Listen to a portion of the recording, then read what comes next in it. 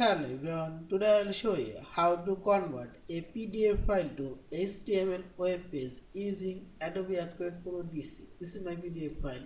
I will convert it HTML web page.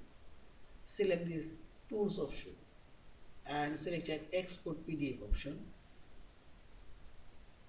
Now here you will find this HTML web page. Click here and this is two kinds of HTML. This single HTML web page and this is multiple HTML web page. Also you can spell it by doc, heading and spell it by bookmark.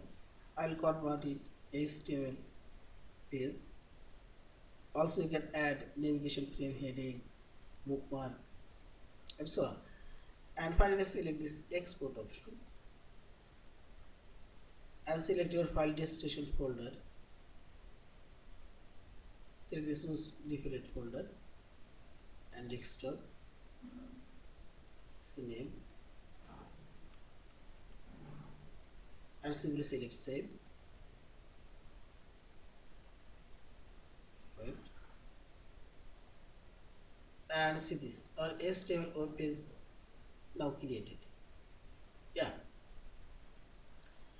Thank you for watching. Please subscribe, like, share and comment.